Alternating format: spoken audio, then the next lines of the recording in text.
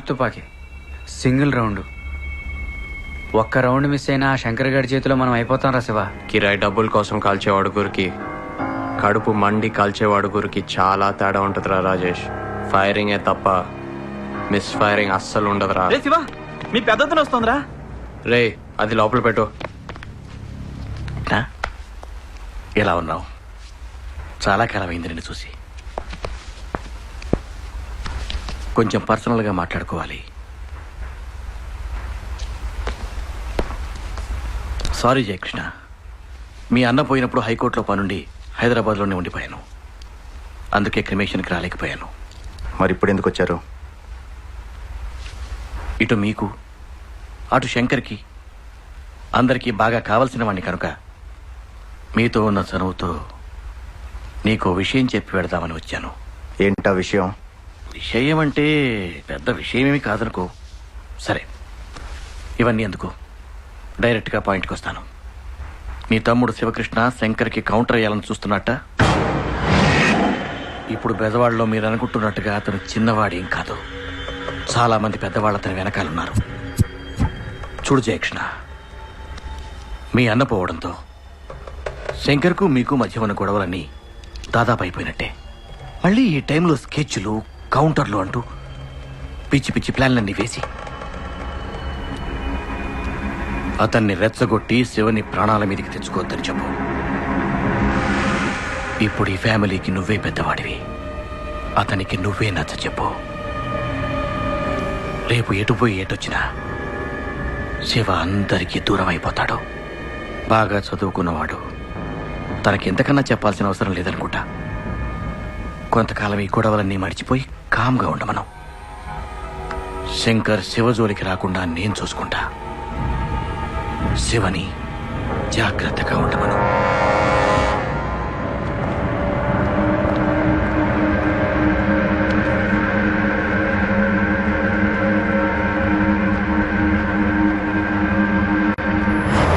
ఏమన్నాడు ఆ జయకృష్ణ? నువ్వు చెప్పమన్నట్టే ఆ జయకృష్ణకి చెప్పాను శంకర్. ఠారెత్తిపోయాడు. మళ్ళీ లైఫ్లో వాళ్ళు నీ వైపు కన్నెత్తి చూడరు. మీకు తెలుసా లాయర్ గారు, నాకంటే పదింతలు దమ్ము ధైర్యం ఉన్నాడు ఆ విజయకృష్ణ. నేను అది ఎప్పుడు చూసినా నా మీద నాకే సిక్కేసేది. వాడిలాగా నేనెందుకు పుట్టలేదా అని రోజు వాడు నా కలలోకి వచ్చేవాడు. అలా వాడెప్పుడొచ్చినా ఉనికిపోయేవాడిని. అలాంటి వాడినే లేపేసిన వాడిని వాడి చిన్న తమ్ముడు శివకృష్ణంతో. లైట్ తీసుకోండి. ఎక్కడి నుంచి వస్తున్నావక్క? ఆ శివ ఇంటి నుంచేనా? అవును. అయితే ఏంటి? ఇలా నువ్వు ఆ ఇంటికి ఈ ఇంటికి తిరుగుతూ ఉంటే మనకి ఆ శివకి ఏదో సంబంధం ఉంది అనుకుంటారు. ఆ శంకర్ మీ ఆయన్ని చంపినట్టు మా ఆయన్ని కూడా చంపేస్తాడు. అప్పుడు నేను కూడా నీలాగే. జయకృష్ణ, ఏంటా పిచ్చి మాటలు? ఓ లోపలికి. సారీ వదినా, ఇది పిచ్చిది. ఆ శివగారు చేసే పనులకి నాకేమైనా జరుగుతుందేమని భయపడి చస్తుంది వదినా. వదినా, ఈసారి శివని కలిసినప్పుడు కొంచెం జాగ్రత్తగా ఉండమని చెప్పు వదినా. అతన్ని నువ్వనుకున్నట్టు చేతకానివాడు కాదు. ఏం చెయ్యాలో ఏం చేయకూడదో చెప్పడానికి. చేతనైతే ముందు శివని ఇంటికి తీసుకురా. ఓ అన్నగా ఒప్పించి. ఇప్పుడు అతన్ని ఇంటికి తీసుకొస్తే మనం అందరం ఇబ్బందుల్లో పడతాం. నోర్మోయ్! వాడు నీలాగా మధ్యలో వచ్చినాడు కాదే, నా తమ్ముడు. వాడు ఎక్కడున్నాడో డిసైడ్ చేయాల్సింది నువ్వు కాదు. నువ్వు ఎక్కడుండాలో డిసైడ్ చేసుకో.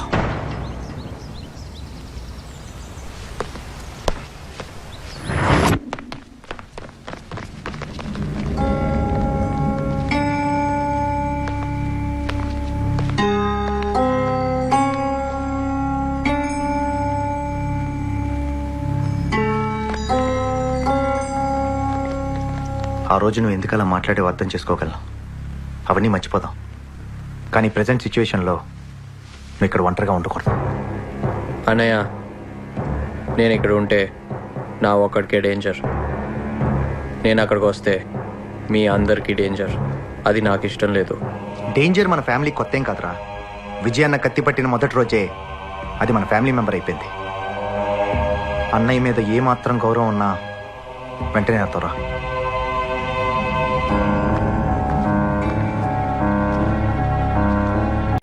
అన్నయ్యని చంపిన వాడిని చంపాలని నాకు మాత్రం లేదా?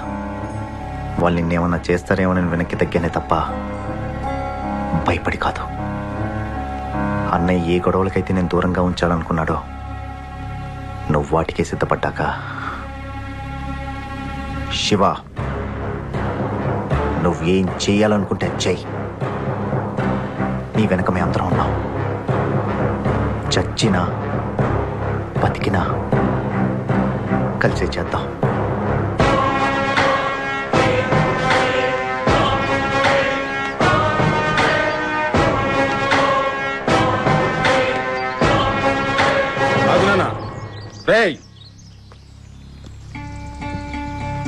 పదనాన్న.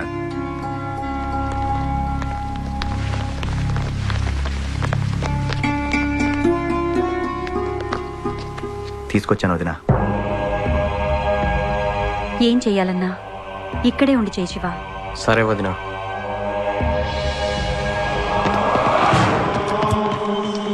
ఏం శంకరు ఊళ్ళోకా? చిన్న సెటిల్మెంట్ ఉంది, చూసుకుని వస్తాను సార్. రా చెప్తా. కొన్నాళ్ళు ఈ సెటిల్మెంట్లు అవి ఆపయ్యా బాబు. మీరు అక్కడ ఆగండా. ఆ ఆది విష్ణు గడికి తిక్క రేగిందనుకో, మంచి సెంటర్ చూసి నిన్ను ఎన్కౌంటర్ చేసేస్తాడు అన్నట్టు అసలు విషయం చెప్పడం మర్చిపోయా. ఎల్లుండి మంత్రి గారు పార్టీ మీటింగ్ అని మన బెతవాడు వస్తున్నాడు. నువ్వు మన అనుకున్న వాళ్ళందరినీ పోగు చేసి పెద్ద ఊరేగింపుగా ఆ మీటింగ్ వచ్చావనుకో, మంత్రి గారు షేక్ అయిపోతాడు. ఆ దెబ్బతో నేను హైదరాబాద్ వెళ్ళి పార్టీ ఆఫీసులో నీ గురించి పెద్ద మేపేస్తా.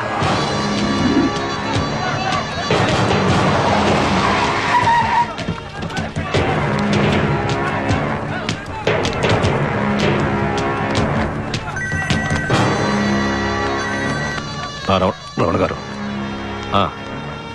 వెళ్తున్నా. శివ జాగ్రత్త, మిస్ అవ్వకూడదు.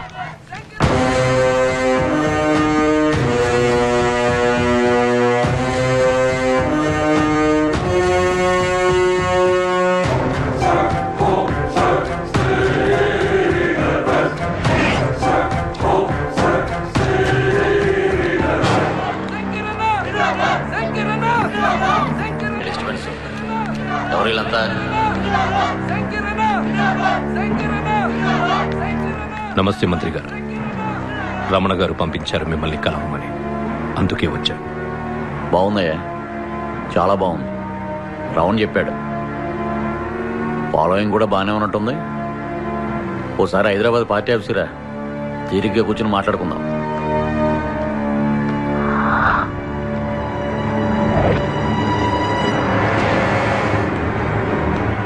నేను మీటింగ్లో ఉన్నాను, నువ్వు బయలుదేరితే మేము మాట్లాడుకుంటాం.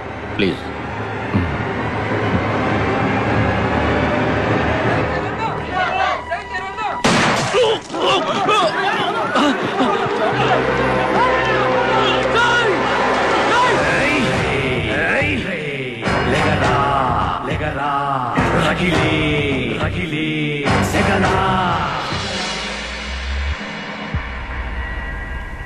ఏంటి నాన్న వాడిని చంపకుండా వదిలేసావు? అదే డైరెక్ట్ గా గుండెల్లో కాల్చుంటే ఈ పాటికి చచ్చి చరిత్రలో కలిసి ఉండేవాడు నా కొడుకు. మంచి ఛాన్స్ మిస్ చేశావు నాన్న. కావాలని నేనే మిస్ఫైర్ చేశా.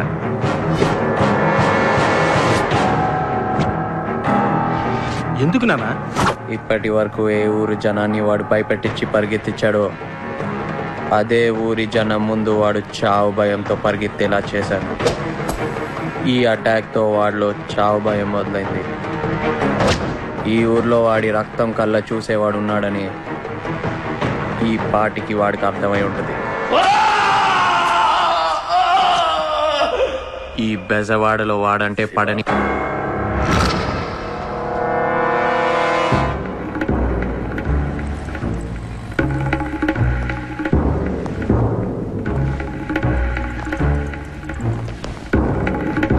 కూర్చోవచ్చా?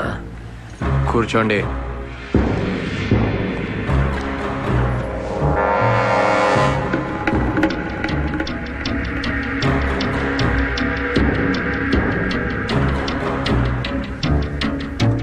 నా పేరు సాగర్ రాజు, ఇండస్ట్రియలిస్ట్ని.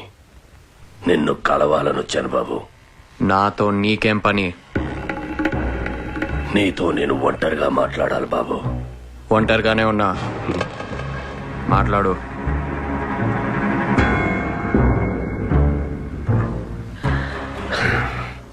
చూడు బాబు,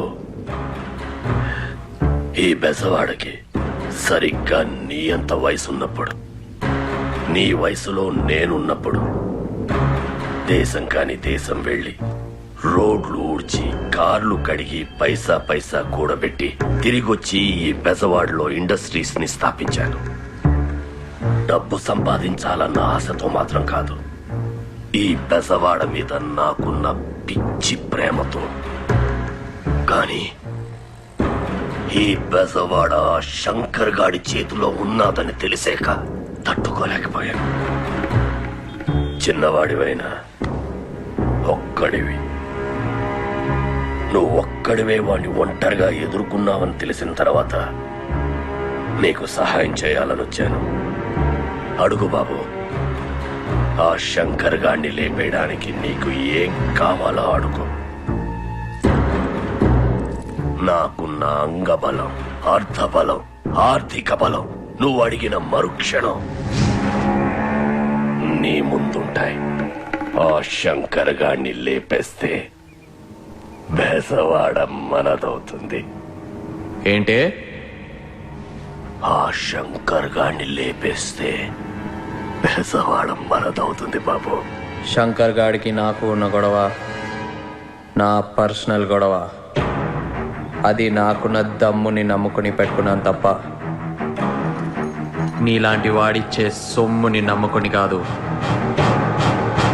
ఒక సింహం ఒక చిరుతపులిని వేటాడేటప్పుడు వాటి మధ్యలో అనవసరంగా నీలాంటి కుందేలు దూరితే విసిరే పంజ దెబ్బకి పగిలిపోతే.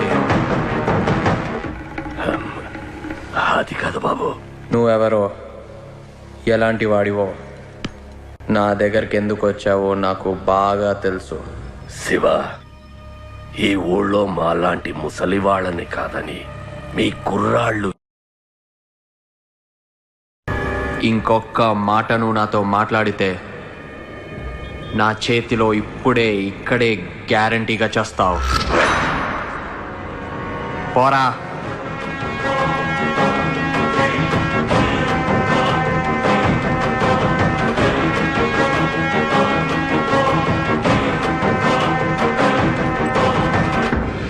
వస్తాను బాబు.